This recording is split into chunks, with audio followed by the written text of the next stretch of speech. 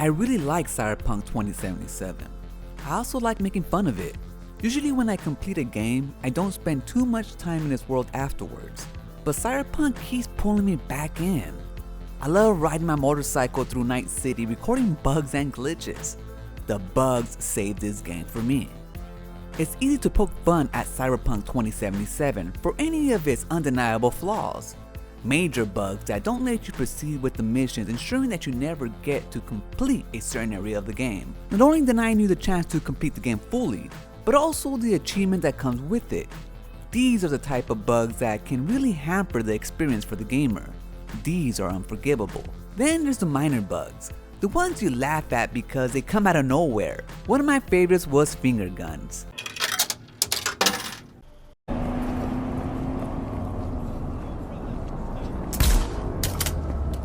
No, not again! I'ma fucking wipe you!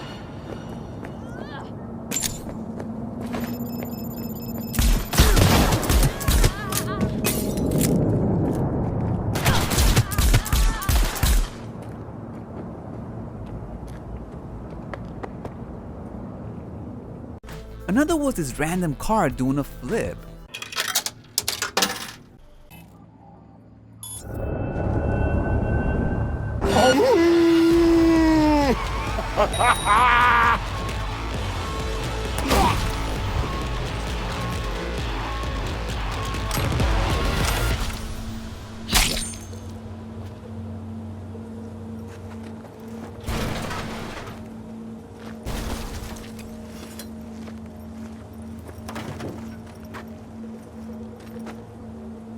These add little spices and unpredictability to the game, and I don't mind them at all. In fact, I celebrate them. Then there's the bugs that have you question the inner workings of the game. I found this bug while exploring on foot. I could see light coming from the crack of the door, which intrigued me, and as I got closer, I found I could peek into the matrix. Upon further investigation, a hop over a wire chain link fence, I found a window. I didn't expect it to open, but to my delight, it did. Of course, I fell through. Coming back again, I learned from my mistake and decided to be more careful. I searched, but nothing other than falling into the constant loop awaits. What this room was built for? We probably will never know. But it was built for something. Otherwise, the window wouldn't be accessible, would it? Or maybe being able to open the window was the mistake in the first place. If that's the case, then are all the inaccessible buildings a hollow shell as well? I don't know, maybe. Or maybe this house is special. As in, they never finished it, exposing the inside of the game. I love these bugs too. I did have fun playing the campaign and completing the side missions. Together with a bit of exploration, I was done with the game in about 60 hours. I still had gigs to complete which had me coming back, but it was really finding the bugs in between those gigs that filled most of my playtime. Trying to reach new heights, finding random floating bricks. Nothing special really, but it makes you question who was the person that just left the brick here for no reason.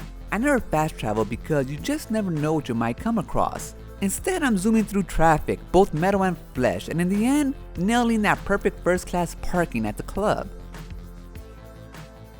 Or taking pictures with the homies and the locals or anything interesting that comes my way. As of my time of writing and recording this video, I have about 185 hours in the game so far.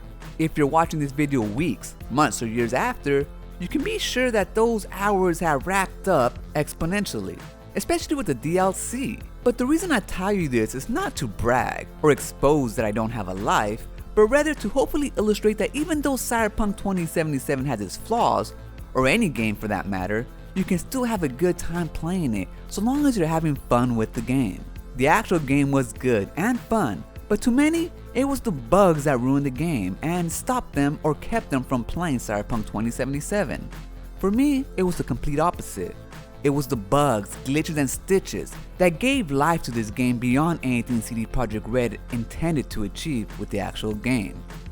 Thank goodness for the bugs. But before you go, if you're anything like me and find yourself constantly on the go, you can listen to Potion Sword Run on Spotify, Google, and Apple Podcasts. So what are you waiting for? Run!